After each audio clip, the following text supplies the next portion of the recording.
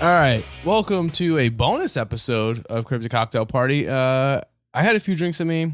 I'm not ready to go downstairs and face my dog, so I wanted to do this real quick.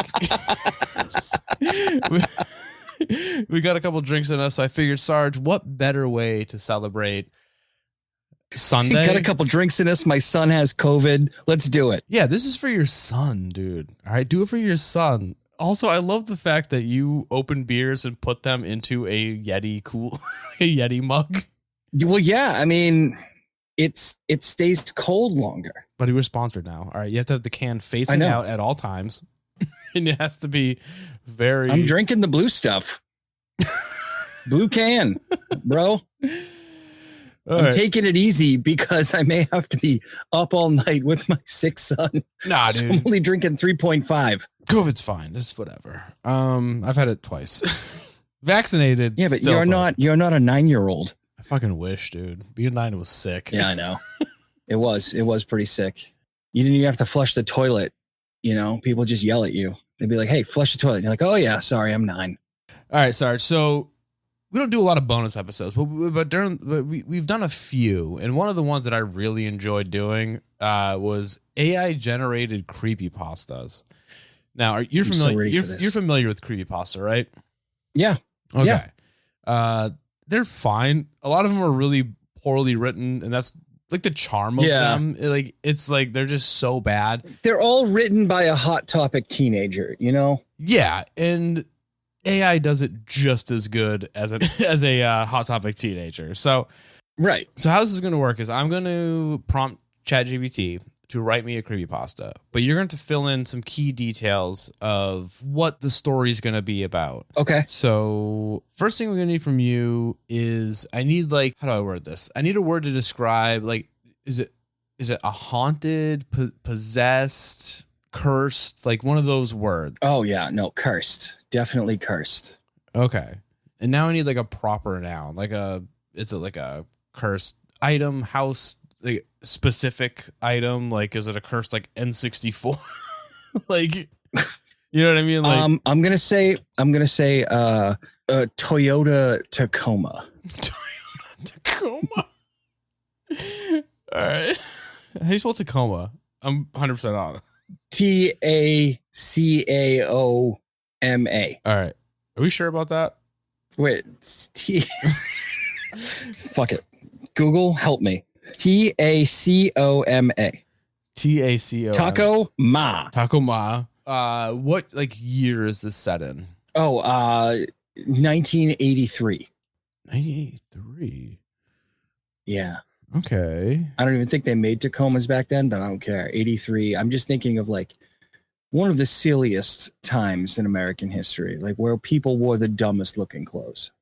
I think that's enough prompt. Dude, should we add something else? What do you think? Yeah, well, I mean, we got to add the monster. Well, I mean, or the cryptid. Why is there a monster? It's already a cursed Toyota Tacoma. Yeah, but we got to add, why is it cursed? Well, I don't know. ChatGPT will tell us. Oh, okay. ChatGPT is going to do it. Let's go then. I'll put in the prompt, include why it's cursed. How's that? So this story is called The Curse of the 1983 Toyota Tacoma. Very creative title, ChatGPT. Hey man, they're just stealing this from other, creators off the internet. So, all right. That's a fact. Fuck me, dude. Do you know so I didn't put in a setting for this. Guess where it set it? Where? Oregon, the Pacific Northwest. All right. You ready for this? Yep. All right. It was the summer of 1983, and the small town of Wyndham, nestled deep in the backwoods of Oregon, was already beginning to feel the chill of autumn. Stories about the curse of the Toyota Tacoma were whispered in hushed tones around campfires and in the dimly lit corners of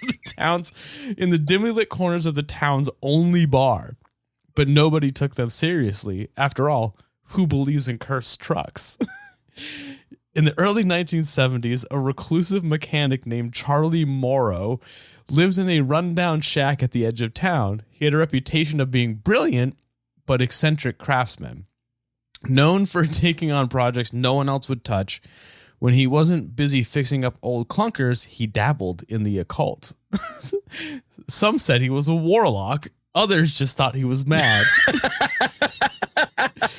I mean, if I'm being honest, I think my mechanic's a warlock, but only because I don't understand anything about cars. But everyone knew to steer clear of Charlie's place after dark. In the summer of 1973, Charlie got his hands on a brand new Toyota Tacoma, one of the first to ever arrive in the United States. I'm glad they know that it's a foreign truck. That's, Yeah. Now, That's impressive. The truck was immaculate, a gleaming piece of machinery that made even the most jaded mechanic's heart skip a beat. But something about the truck unnerved the town folks. Some said it was too perfect. That the engine purred with an unnatural smoothness, as if it wasn't running on gasoline. As if it wasn't running on gasoline at all, but something darker. Charlie became obsessed with the truck. He spent every waking moment working on it, tinkering with the engine, modifying the body, and adding strange symbols to the interior that no one could decipher. People in town noticed that Charlie had changed too.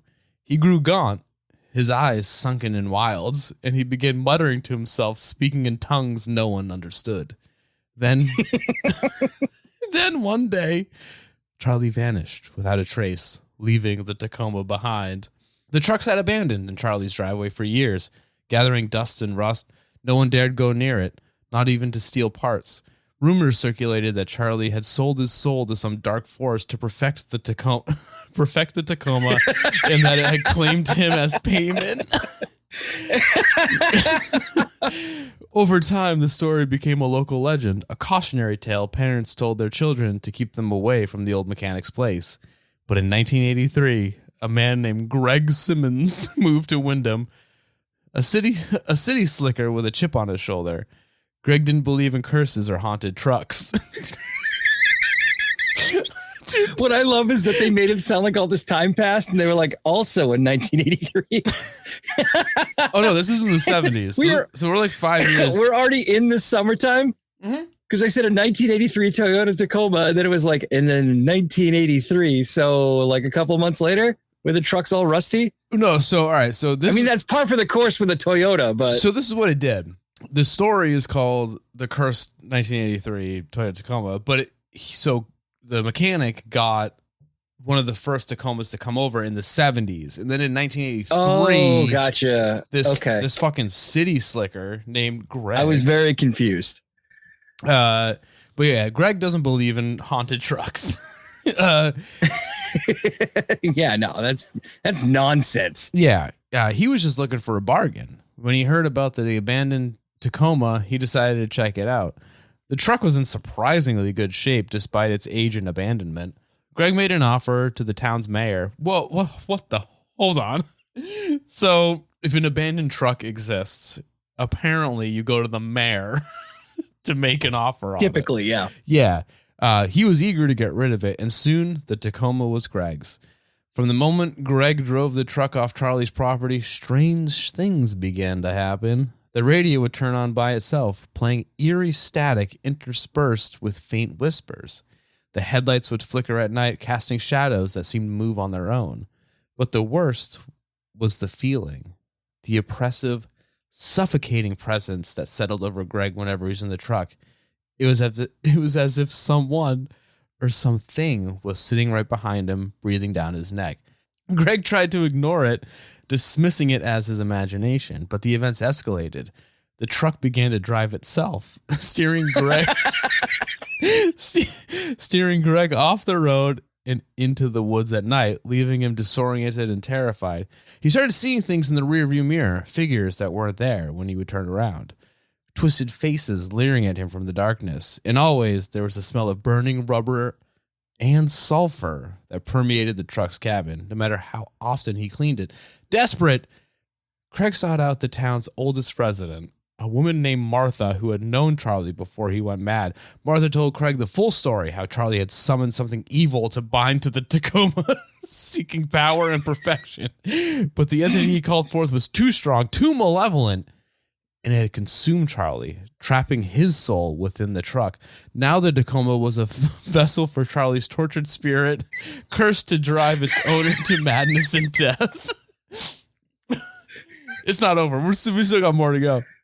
Oh my God.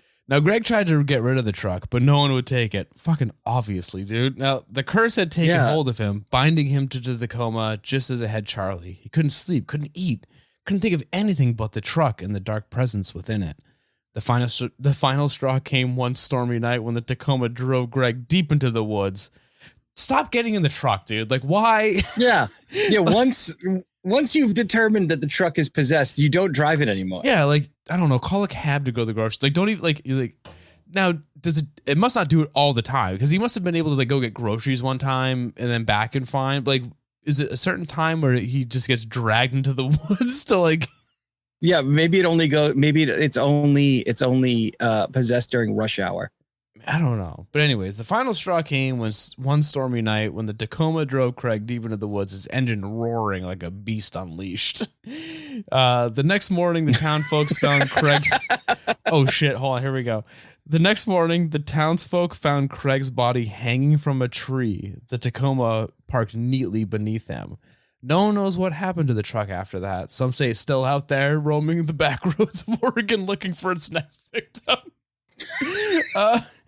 Others claim they've seen it, a phantom vehicle gliding through the fog with no driver, its headlights glowing like eyes in the dark.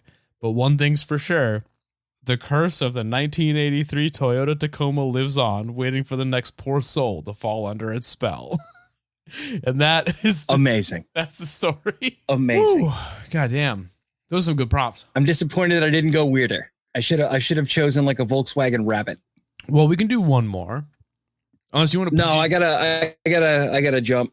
My daughter is staring daggers at me. All right. Well, that is the story of the Toyota Tacoma. Thanks for listening to this little weird bonus episode. It was a little fun time. Yeah, I'll do the next one. Okay. All right. Peace. Peace.